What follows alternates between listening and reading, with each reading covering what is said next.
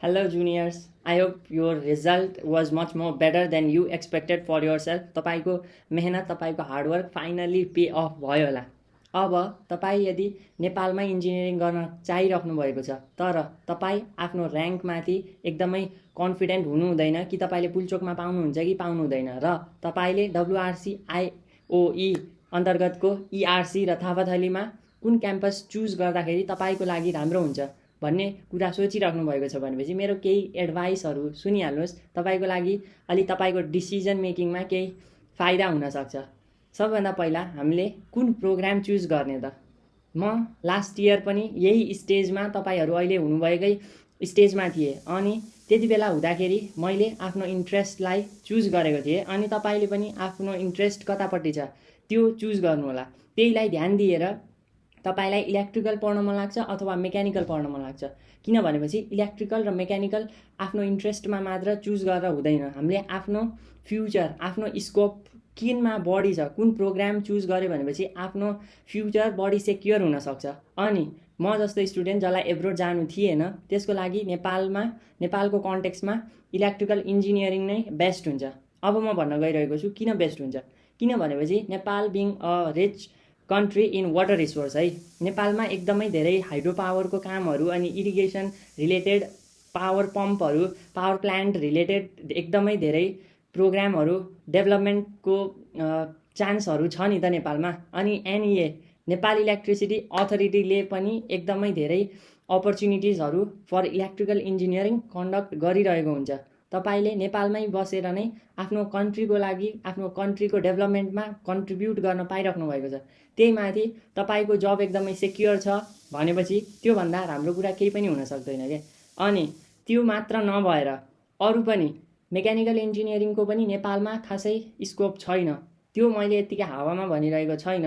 किन mechanical engineering भन्दा electrical engineering राम्रो हुन्छ भनेपछि हाम्रो कन्ट्रीको ओभरअल इन्फ्रास्ट्रक्चर वाइज पनि कन्ट्रीले सपोर्ट गर्ने, धेरै इन्भेस्टमेन्ट दिने अनि प्रायोरिटाइज गर्ने भनेको पनि इलेक्ट्रिकल फिल्ड नै हो क्या। त्यही भएर तपाईँको आफ्नो इन्ट्रेस्ट साथसाथै स्कोप पनि चुज गर्नुपर्ने हुन्छ। स्कोपलाई हेरेर नै तपाईँले आफ्नो प्रोग्रामलाई चुज गर्नुपर्ने हुन्छ क्या। अनि यदि तपाईँको इन्ट्रेस्ट अलिकति कम्प्युटर इन्जिनियरिङतिर पनि छ तर त्यसको लागि र्याङ्क पुगिरहेको छैन भनेपछि electrical plus electronics could be the best option for you है। किन भनेपछि इलेक्ट्रिकल र इलेक्ट्रोनिक्सले नै त्यो कम्प्युटर इन्जिनियरिङको लागि बेस बनाउने काम गरिरहेको हुन्छ कि पाइथन प्रोग्रामिङ, कम्प्युटर अनि जाभा स्क्रिप्टहरू, त्यसको साथसाथै वेब डेभलपमेन्टहरू, म्याथ प्लटिङहरू, प्रोटियस, आर्डिनो, यस्तो सबै टेक्निकल लाइनतिरको जुन नलेज हुन्छ नि, कम्प्युटर इन्जिनियरिङ सफ्टवेयर रिलेटेड जुन नलेज चाहिन्छ त्यसको लागि तपाईँको बेस नलेज चाहिँ यही इलेक्ट्रिकलले नै क्रिएट गरिरहेको हुन्छ क्या। त्यही भएर तपाईँले आफ्नो इन्ट्रेस्टलाई पनि अलिकति पर्स्यु गर्न सक्नुहुन्छ। ह्याकाथनहरू पनि, इनर्जी ह्याकाथन अनि सफ्टवेयरको ह्याकाथनहरू, यस्तो प्रोग्रामहरू पनि कन्डक्ट भइरहेको हुन्छ। यसको साथसाथै अर्को कुरा के छ भनेपछि नेपालमा अब हाम्रो इलेक्ट्रिकलले नै मेकानिकललाई रिप्लेस गरिरहेको छ क्या। वर्ल्ड वाइड हेर्नुहुन्छ अथवा नेपालमा मात्र पनि हेर्नुहुन्छ भनेपछि इभी भेहिकल्सहरूको कति छ, चापाचाप छ नि त। मैले जब लास्ट इयर आफ्नो लागि रिसर्च गरिरहेको थिएँ मेरो लागि कुन प्रोग्राम बेस्ट हुन्छ, तब many of my relatives who are mechanical engineer उहाँले पनि सजेस्ट गर्नुभएको प्रोग्राम मेरो लागि इलेक्ट्रिकल इन्जिनियरिङ नै थियो। अनि मेरो लागि सर्किट सल्भ गर्न त्यो सिभिल अनि मेकानिकल रिलेटेड त्यो न्युटनको अनि के लहरू हुन्छ नि त तपाईँको मेकानिजम पोर्सनको, त्यो मेरो लागि नन रिकमेन्डेबल थियो क्या। मेरो लागि मेरो प्रायोरिटी अनि मलाई अलिकति इन्ट्रेस्ट भएको इलेक्ट्रिसिटी एन्ड म्याग्नेटिजम थियो। त्यही भएर पनि मैले मेकानिकललाई भन्दा इलेक्ट्रिकललाई चुज गरेको थिएँ, इलेक्ट्रिकललाई प्रायोरिटाइज गरेको थिएँ। अर्को पनि रिजन छ, तपाईँले डब्लुआरसी चुज गर्ने कि थापाथली चुज गर्ने। मैले थापाथलीमा मेकानिकल इन्जिनियरिङ इन रेगुलर पाएको प्रोग्रामलाई छाडेर इलेक्ट्रिकल इन्जिनियरिङ इन डब्लुआरसी रेगुलरमा आएको थिएँ। मैले थापाथली पढेको भइदिए मेरो इन्ट्रेस्टै छैन, मेकानिकलमा मेरो इन्ट्रेस्टै छैन भनेपछि मेरो थ्रु आउट दि इन्जिनियरिङ मलाई एउटा रिग्रेट अथवा रिजन मिल्थ्यो क्या टु क्विट इन्जिनियरिङ। किनकि त्यो मैले चाहेकै छैन। मलाई अरूले कसैले फोर्स गरिरहेको छ टु स्टडी मेकानिकल इन्जिनियरिङ, अनि मलाई केही सेल्फ स्टिम लो भयो अथवा कन्फिडेन्स मिलेन भने पनि त्यो एउटा रिजन हुन्थ्यो क्या मलाई एकदमै विकन गर्नको लागि, मेरो स्टडीलाई ह्याम्पर गर्नको लागि त्यो रिजन हुनसक्थ्यो। त्यही भएर मैले थापाथली क्याम्पसलाई क्विट गरेर डब्लुआरसी इन पोखरा त्यसलाई चुज गरेको थिएँ, किनकि मैले आफ्नो इन्ट्रेस्टको subject which was electrical engineering पढ्न पाइरहेको थिएँ। अफकोर्स तपाईँ यदि अब्रोड जान चाहनुहुन्छ अनि तपाईँको यस्तो कुनै पनि प्रिफरेन्स छैन भनेपछि तपाईँले थापाथलीमा नै मेकानिकल इन्जिनियरिङ चुज गरेको एकदमै राम्रो हुन्छ है। तपाईँसँग यस्तो सिनेरियो छ भनेपछि तपाईँले मेकानिकल चुज गर्न सक्नुहुन्छ, किनभनेपछि केटिएम काठमाडौँ भनेको एकदमै एक्सपोजर अनि अपर्च्युनिटी रिच प्लेस हो के। पुल्चोक त्यहाँनिर छँदैछ, एकदमै इभेन्टहरू पनि त्यहाँको अलिक लार्जर स्केलमा हुन्छ, अपर्च्युनिटिजहरू पनि ह्याकाथनहरू भयो, इन्डस्ट्रिजहरूको एक्सेस पनि एकदमै इजी छ के काठमाडौँमा। त्यही भएर तपाईँ यदि भ्यालीको स्टुडेन्ट हुनुहुन्छ अनि तपाईँको प्रायोरिटी तपाईँलाई मनीको त्यति धेरै प्रब्लम हुँदैन, इफ युआर फाइनेन्सियली स्ट्रङ भनेपछि तपाईँले काठमाडौँलाई चुज गरेर नै आफ्नो स्टडिजलाई बेस्ट वेमा अगाडि बढाउन सक्नुहुन्छ।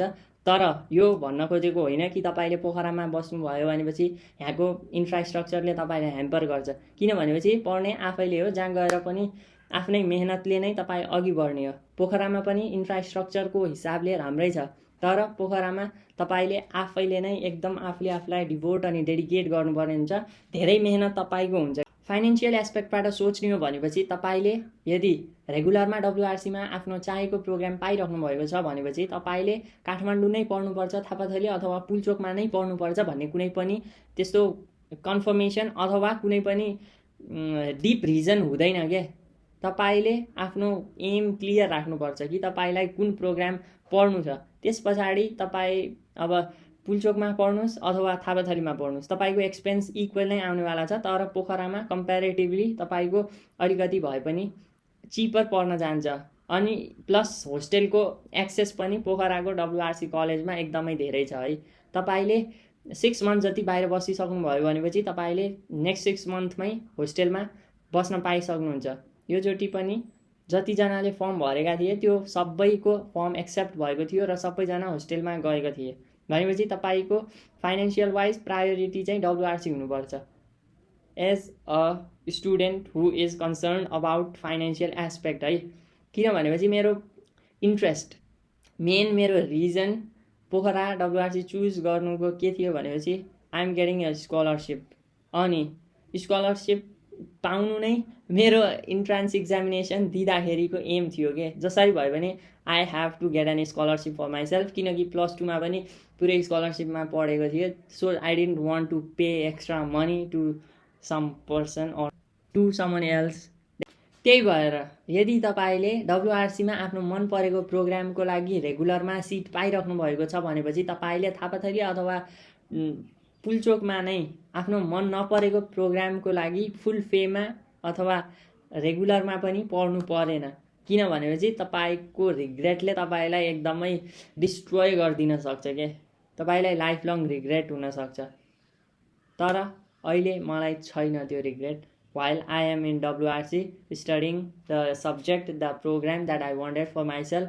So त्यही भन्न खोजेको आफ्नो डिसिजन चाहिँ आफैले आफ्नो लागि वाइजली बनाउनु होला, अरूको कुराबाट इन्फ्लुएन्स हुने होइन, अरूको एडभाइस लिने तर अरूको एडभाइसले तपाईँको माइन्ड मेकअपलाई ह्याम्पर अथवा इन्फ्लुएन्स गर्नु भएन। So that's all I wanted to tell you all. Thanks for watching till now, अनि सब्सक्राइब लाइक सेयर गर्नु होला आफ्नो साथीहरूसँग पनि, ओपिनियन राम्रो लाग्यो भनेपछि सपोर्ट गर्नु होला। That's it.